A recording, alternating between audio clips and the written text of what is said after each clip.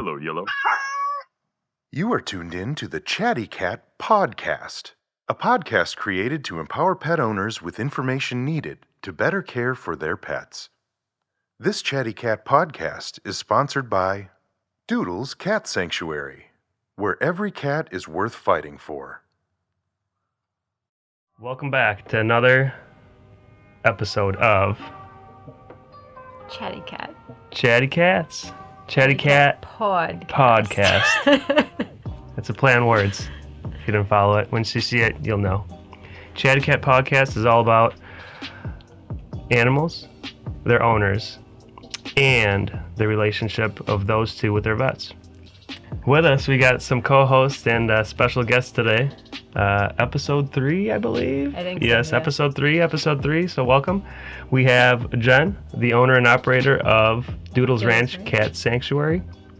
If you don't know and didn't hear the other podcast yet, basically a sanctuary that takes in cats with special needs and takes care of them. And most of them have, this is chronic, right? So it's forever, basically. Mm-hmm. And do you guys find them homes as well, or try to, or is it more? They're usually the ones we have are what cats that even another rescue doesn't have the means to take care of. Wow. Like a lot of rescues are not set up to take care of diabetic cats. Wow. So we have a different setup where I can actually monitor them. And most people are not looking to adopt a diabetic cat. But if anyone wants to, I can direct you to probably 100 diabetic cats that are looking for. Not that I have them, but there's a lot looking for new homes. Wow.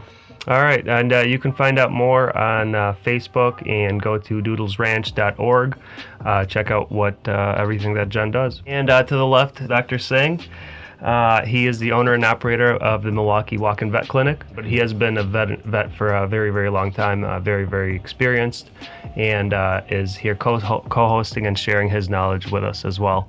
So today we're here to discuss the importance of vaccinations, and I guess talk about in general what vaccines do and why they came about, and your experiences with vaccines, obviously having so many animals and taking care of so many animals, and then also from the veterinary side of it, dealing with animals every day who are not vaccinated, and the challenges or even the questions of why aren't they, or what should be done, or how many vaccines do they need? Right. What are we all treating? Things like that. That's how it started, because Midnight's kittens are coming up for their first vaccine. They'll be 6 weeks old. 6 weeks? On Wednesday. So the other day when I was in the clinic, Dr. Singh said, "How old are the kittens going to be?" And when I told him, he goes, "Oh, we got to start those shots." And those are super, super, super important for them to start getting their shots.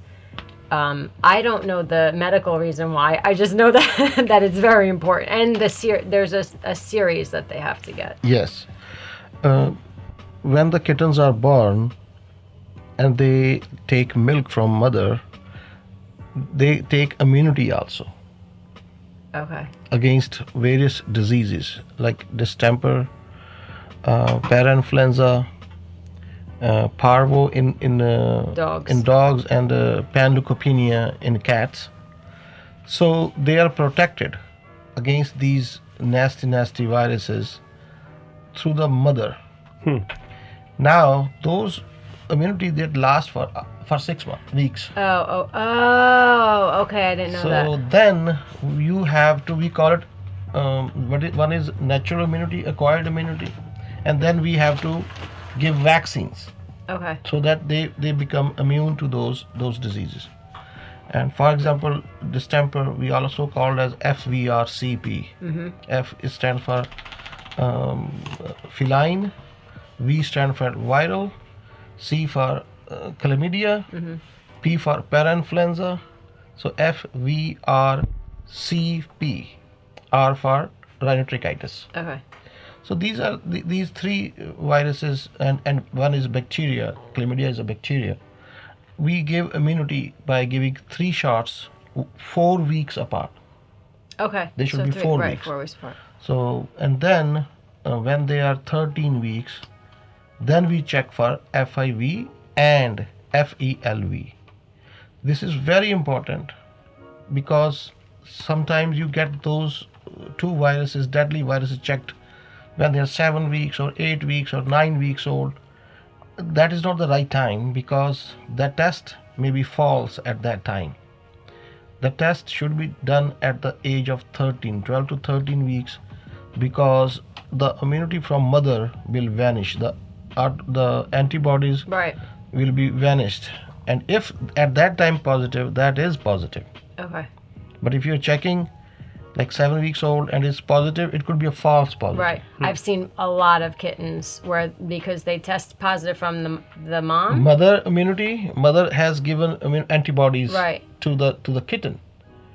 And those antibodies came out positive because Right. we check antibodies Okay. in the blood. Okay. And it is those antibodies are from the mother. Okay. Not the from kitten. the kitten. Okay. So, as I told you, the FVRCP vaccine controls the disease rhinotracheitis, panleukopenia, chlamydia. Oh, so it actually It's a serves combination. Yeah. combination. Of diseases. And that shot is called distemper 1 or FVRCP1. So the other is called rabies shot, and that is given when they are 16 weeks old. You can give from 14 to 16 weeks apart, any time between that. So that is our Wisconsin state. In some state it is different, but in our Wisconsin state, that's what it is. Do you give them all at the same time, or do you like to spread them out? The vaccines, Yeah.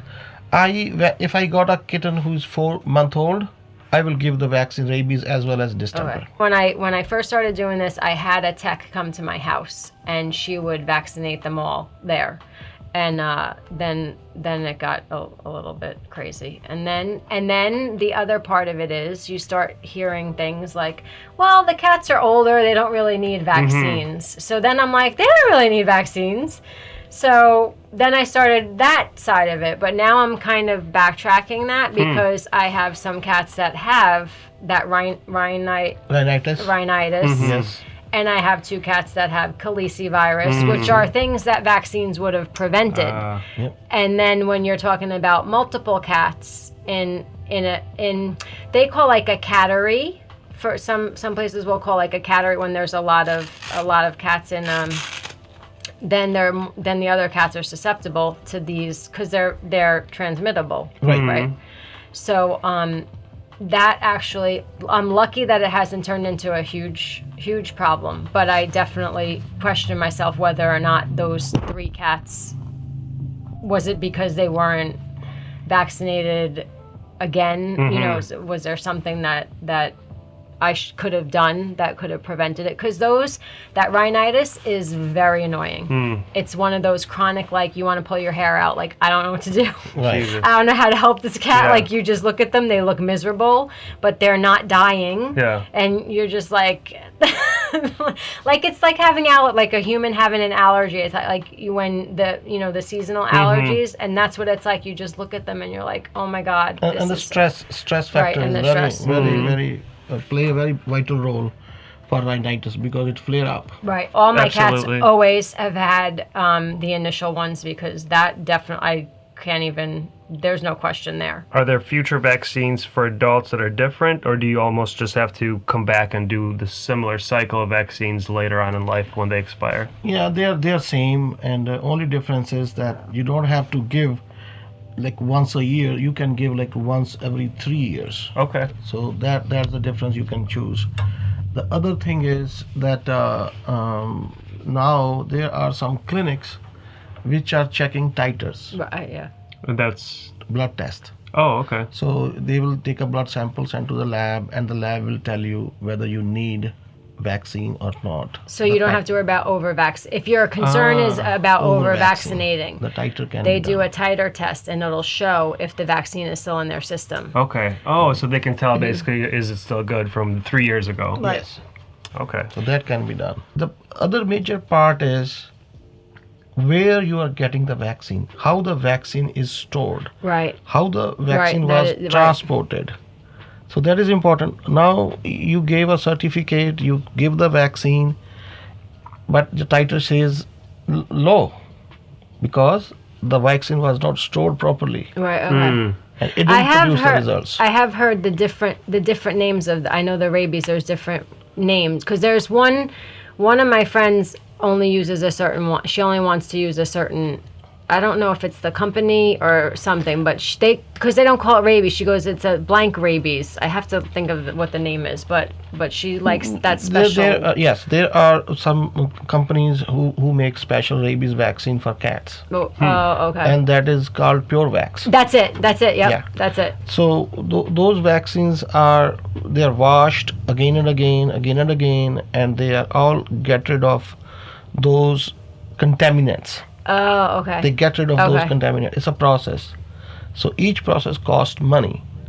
So the labs, the manufacturers, suppose they need 10 washes to make it a pure.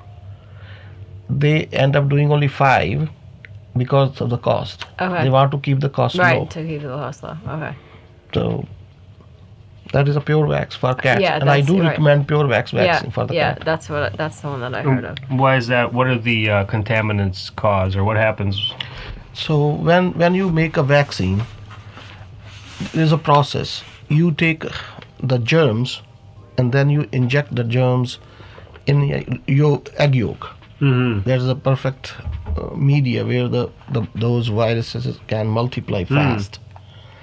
And then now you want to take a sample of that to make one vaccine, and that sample contains particular amount of the disease.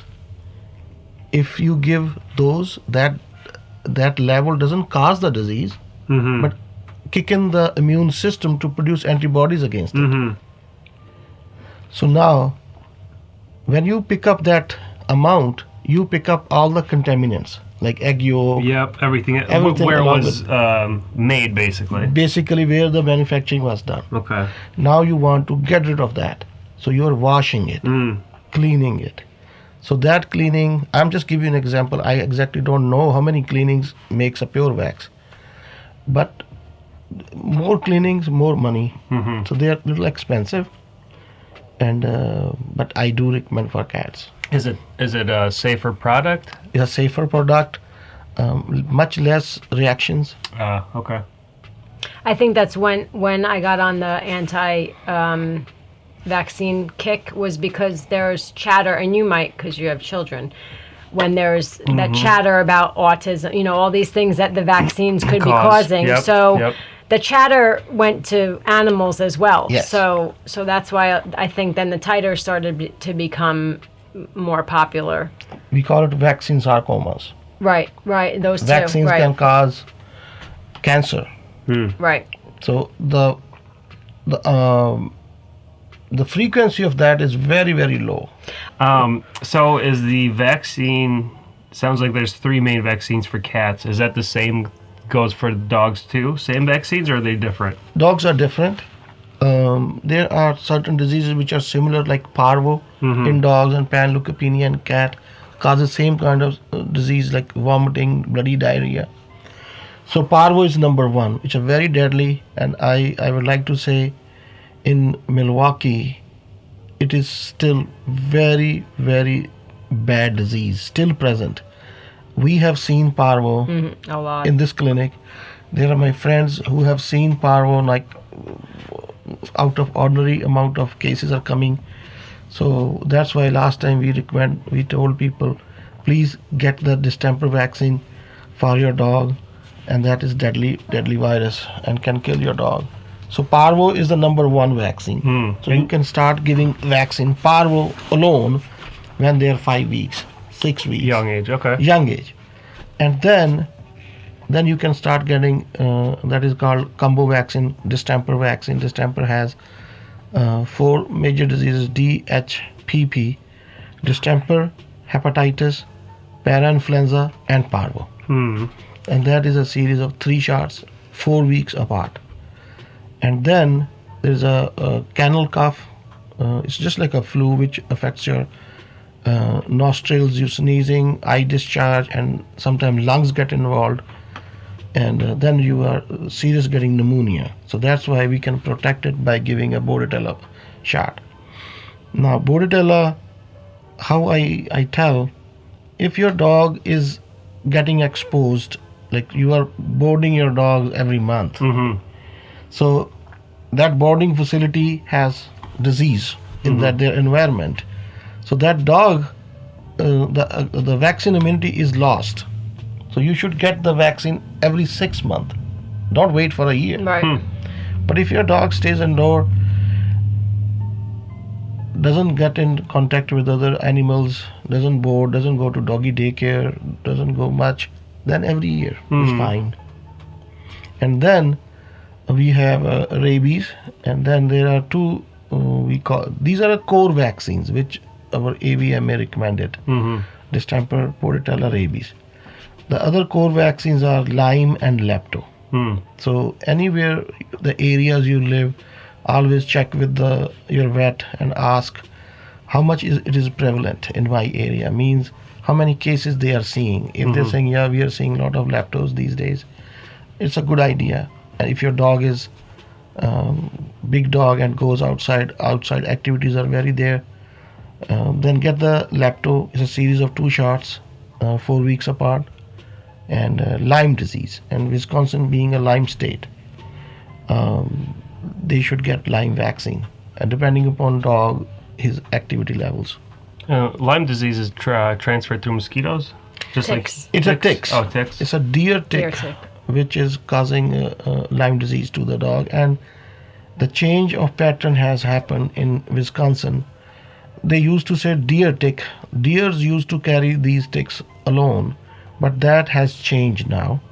Those ticks are carried to Milwaukee area, the cosmopolitan area, by turkeys.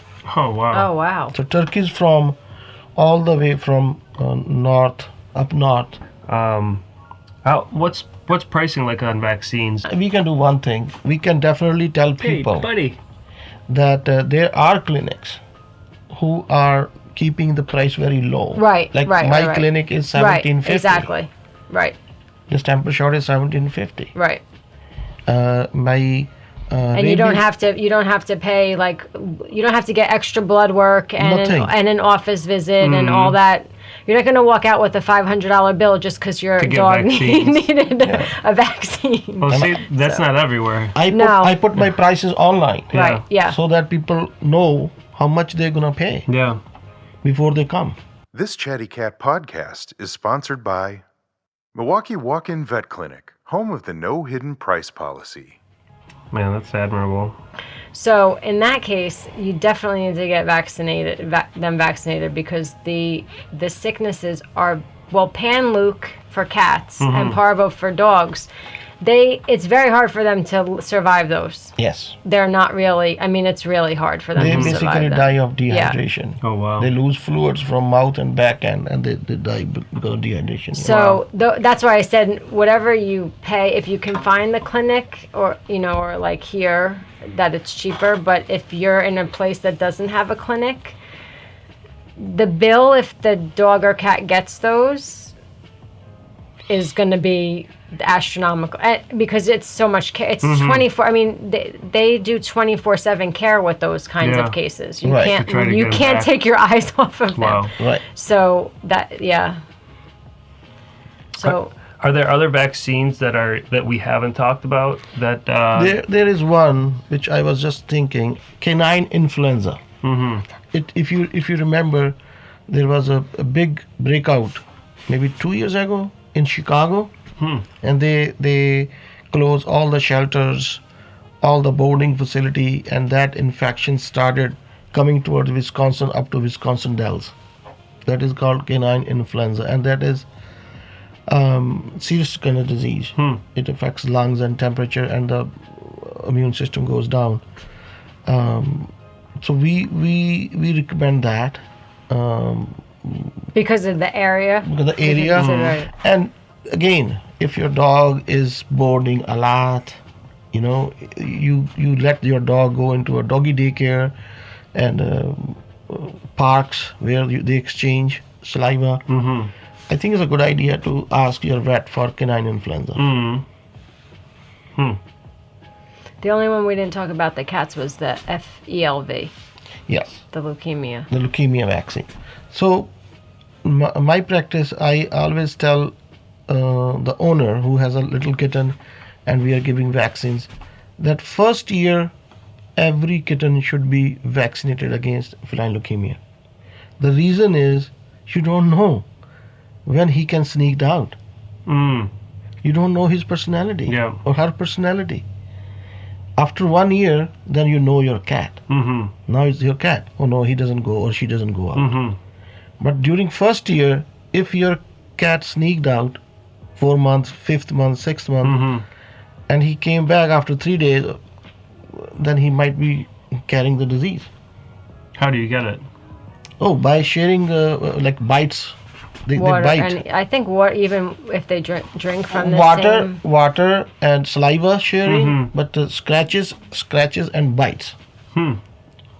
From other animals From or? other- just cats. Because the outside cats, there's a high number of cats who has FIV and leukemia. Does insurance cover vaccinations? I think you can get plans that do, but most of them don't. I think you can buy wellness plans with the insurance. Insurances normally doesn't do preventives. Preventive, Okay, right? That's gotcha. the word. Preventives Right. are vaccines, heartworm diseases are the preventives, flea and tick prevention. They don't Right. they don't cover. These the basic need of this insurance is that when your pet is getting old, now there are serious diseases that can cost thousands and thousands of dollars, and at that time you need insurance. Yep. So when they are young, they just need vaccines. And Is heartworm pill considered a vaccine also, or is that kind of like a what is heart? I guess talk a little bit about heartworm and the pill that right, gets subscribed that you're supposed to all right, provide monthly, right? sure. Yeah, I guess I never even think So, of heartworm is a disease which is communicated by mosquitoes. Mm. that. Oh, that's the mosquito. So, Okay. let us see. There are 6 stages of the life cycle of a heartworm. So, first few stages are in the mouth of the mosquito, Mm-hmm. and then few stages are in the under the skin of the dog, where those mosquito deposit those Mm-hmm. The heartworm. bacteria or whatever. Heartworm. Heartworm. It's a Yeah. parasite. So suppose mosquito bit a dog, healthy dog, Mm-hmm. and deposited first 3 stages of the heartworm disease under the skin of a dog. Okay? Mm-hmm. And he left. Those 3 stages now will develop into 4th and 5th and 6th as an adult worm. And those stages are being developed into the heart, like pulmonary artery of Right. the, and that's where those worms love to stay. Mm. Pulmonary artery in the chest. They travel all the way from skin where they were bitten, Mm-hmm. traveling all the way to the pulmonary artery, Wow. where they develop into an adult stage, and then they go to the heart. Now those adult worms, male and female, they produces babies. Wow. Oh, I didn't know that. That is called so then they micro. multiply. Microflaria, yes. That is called microflaria, stages 1, 2, 3. Now, another mosquito came and bit the same dog and sucked those initial Just stages, blood. these babies of that adult worms who produce those babies. So they're in the bloodstream at that point? yes, they're the bloodstream. Huh. They're the pulmonary The parasites. pulmonary artery in the lung is a blood circulation Mhm. there. So they're everywhere. Those blocks, through the blood, they go up to the skin, and they bit and suck the blood. And now he carries that same 3 stages, the baby stages, Wow. and then he's going to another one, a healthy dog, Mm-hmm. and he's depositing again. Oh, wow. And now that dog is Oh, same infected. thing. So, how we prevent it? It takes time. It takes 6 months to develop into an adult, all those cycles. That pill you are giving, it has ivermectin in it. There's a disease. That is a medicine, ivermectin. That ivermectin can kill those babies, those microflarias. Suppose your dog bit today and you gave the pill every month. So that babies are still under the skin for a month. So that's why you're repeating. So if by chance somebody bit, you gave the pill every month and you kill those babies before they become adult. Yeah. So that's what you're doing. Is it too late then if you have heartworm in the heart already, because the pills only prevent to kill the babies? Yes, just the babies, not the adult. Not the adult. So now you miss the heartworm pill. Yeah.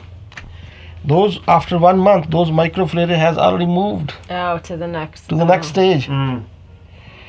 They're not gonna get killed. So now you keep on giving, and thinking, it doesn't matter. oh, I have been giving protection. No, but you missed it. So they will develop the heartworm disease. So that's why it's very important. Give heartworm protection every month. The pill. For dogs, if they get into the heart, they can survive that, or they can survive that because they are swimming. Okay. It's a fluid. They swim. But if you give a medicine to kill those, then they stuck. Okay. Wherever they're gonna stuck. Right. Where then they're paralyzed, and then we can. And what about the dog? Can they survive the adults in the pulmonary? What? Depending upon the number. If it is 1 or 2. The dog will not even feel it. But if the owner was so naive, right? He was just sleeping, not giving any protection.